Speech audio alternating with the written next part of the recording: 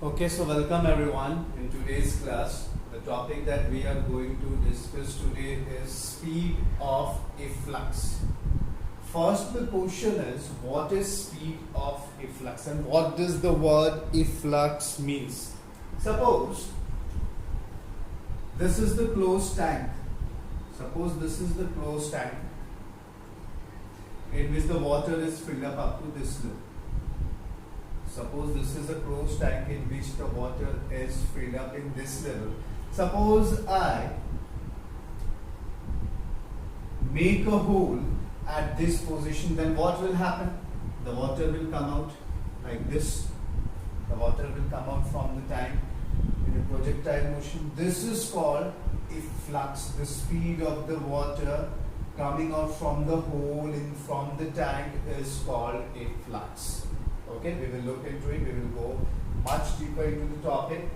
So efflux is nothing but the speed of the water or speed of any liquid that is coming out from a hole in a closed container or open container. Just have a look now. Suppose this is any closed tank having a hole. This is any closed tank having a hole and a liquid is filled up, any liquid it is, and a liquid is filled up to height. Suppose this is Y2. Okay, a liquid is filled up to height Y2. And suppose the height of the hole from the surface is Y1 and I am assuming this height as H. So look at the diagram properly. This is the closed tank. The liquid is filled into the tank up to height Y2. At the height Y1 from the bottom of the tank, there is a hole in which the liquid will come out. And this is H. That means the height of the hole from the level of the liquid is H. Okay. Now what will happen? The liquid will come out from this area. Suppose this velocity is v2. I am giving this as 0.2 and this as 0.1. This as 0.2 and this as 0.1.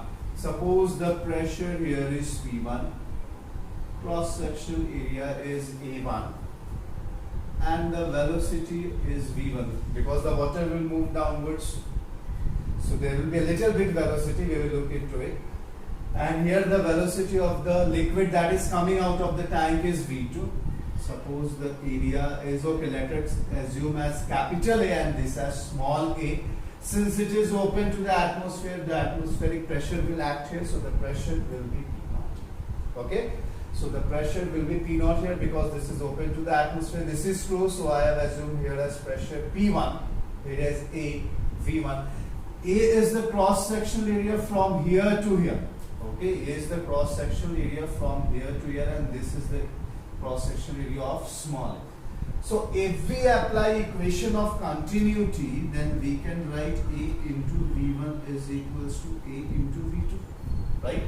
According to equation of continuity, A into V1 is equals to A into V2. Okay, look at the areas. Capital A and small a. So we can write since A is very much greater than A. So V1 will be very less than V2. Right? Since the product is constant, if one factor is increasing, another will decrease. So if capital A is very much greater than small a, so V1 will be very less than V2. Okay. This is by equation of continuity. Now what will I do? I will apply Bernoulli's equation at point 1 and 2. If I apply the Bernoulli's equation, this is the original equation if you remember. P plus half rho V square plus rho G H is equals to constant. So this is the original equation. I will apply this Bernoulli's equation on point 1 and point 2. So for point 1, it will be P1, right? Plus half rho V1 square because here the velocity is V1 plus rho G Y1 because the height, Y2 because the height is Y2, right? is equals to, because it is constant, now applying the same equation for the point 2, P naught plus half rho V2 square plus rho G Y1. The height from the surface, from the bottom of the tank, this is Y2, this is Y1. Okay, as you have seen, V1 is very much less than V2, and the square of any smaller number becomes smaller. See, if the velocity is 0.1, then the square of 0.1 will become 0.01. So what we can do, we can neglect it. I mean, right, since V1 is very small, so its square can be neglected. Its square can be neglected. So I am neglecting this term because this will be very small, so we can neglect it. Okay, what does it mean? P1 plus rho G Y2 is equals to P naught plus half rho V2 square plus rho G Y1. So this is the equation that we are getting. Okay, suppose this tank is open. Now I am applying the condition if the tank is open. If the tank is open, the top surface is open. If the tank is open, if the tank is open, other factors will remain constant. Here it will become P naught, because it is open to the atmosphere. Now atmospheric pressure will act at this point, so it will become P naught. So in place of P1, what we will write? P naught. So P naught plus rho G Y2 is equals to P naught plus half rho V2 square plus rho G Y1. See, this P naught gets cut. After P naught gets cut, rho is the common term in all the on both sides, so it will also get cut. So what does it mean?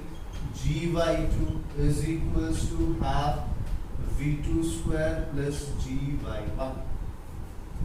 Now what we can do, I am writing it here, have a look. G Y2 minus G Y1 is equals to half V2 square. G can be taken common, and what can be Y2 minus Y1 written as? Y2 minus Y1 can be written as H, height H, and these two I am taking this side. So 2GH is equals to V2 square. This is equals to V2 under 2GH. This is the speed of efflux for an open tank. Okay. Do you remember this equation?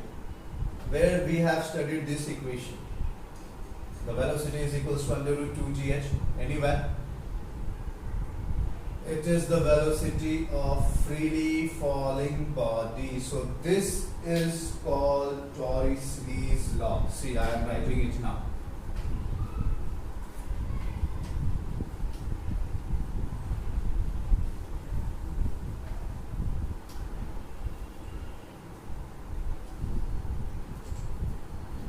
That what he told, what this Torricelli told, that speed of efflux is equal to the speed of freely falling body. If a body is falling from a height as if I am leaving, then what should be its velocity? Under root 2gh, right? So that is, he told, we get the expression V2 is equals to under root 2gh. But the condition is, this is for open tank. For the closed tank, the situation will change, and we will have to use the equation for the numericals that we have done in between. For the open tank, speed of efflux is equal to the speed of freely falling body. So that is called Torricelli's law. It is a simple Torricelli's law.